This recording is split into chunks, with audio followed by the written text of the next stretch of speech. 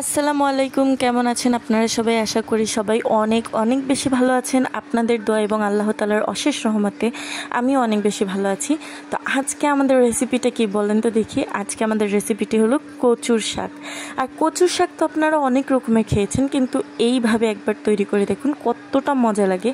আজকে যারা যারা খেয়েছে সবাই খুব বেশি প্রশংসা করেছে। তো আমরা প্রথমেই দিয়ে দিলাম মসুর ডাল, আলু কুচি, রসুন ও কাঁচামরিচ কুচি, তারপর তার মধ্যে কিন্তু সাথে সাথেই দিয়ে দিল কচু শাকগুলো, কেটে রাখা কচু শাকগুলো তার মধ্যে দিয়ে তার উপরে কিন্তু পেঁয়াজ কুচি দিয়ে দিচ্ছে অনেকগুলো। পেঁয়াজ কুচি দেওয়ার পর এটার মধ্যে আদা রসুন আলাদা করে বেটে রাখা সেগুলো দিয়ে দিয়েছে। এরপর দিয়ে দিয়েছে পরিমাণ মতো লবণ।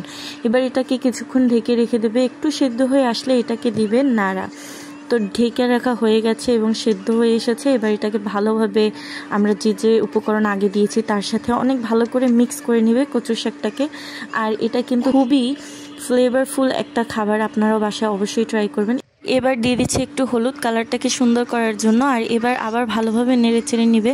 আর এখানে মূল প্রসেসটা কিন্তু হচ্ছে নাড়াচাড়া করা। আর এইভাবে আপনি একবার কচুর শাক রান্না করে খেয়ে দেখবেন, আপনার কাছে একটু খারাপ মনে হবে না এবং গলা ধরবে না। এইমাত্র কিন্তু শাকের মধ্যে আম দিয়ে দিয়েছে। এবার আম দেওয়ার পর এটাকে ভালোভাবে নাড়াচাড়া করার পর কিন্তু আমটা এটার সাথে মিক্স হয়ে যাবে।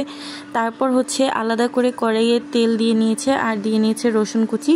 এবার এটাকে ভালোভাবে একটু ভেজে নিয়ে লাল লাল হয়ে যাওয়ার পর এটা দিয়ে কিন্তু বাগার দিবে। তো রসুন কুচির মধ্যে দিয়ে দিয়েছে শুকনো মরিচ কুচি আর আদা কুচি।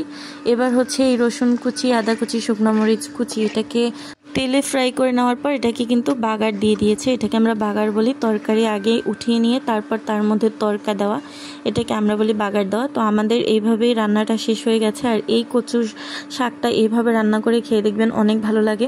আর কচুর শাকের সাথে কিছু ঢেঁড়স ভাজিও করেছিল, সেটাও ছবি তুলেছে আমার আম্মু। আর এই সাইডে হচ্ছে কচুর শাক ভাজি অথবা ভর্তা বলতে পারেন। অবশ্যই খেয়ে ট্রাই করে দেখবেন। গরম গরম ভাতের সাথে কিন্তু এটা অসাধারণ লাগে খেতে। সাধারণত মানুষ কচু শাক অথবা কচু রিলেটেড যে কোনো জিনিস খেতে খুবই ভয় পায়, কিন্তু আমাদের ঘরে কিন্তু কেউ ভয় পায় না, সবাই খুব মজা করে খায়।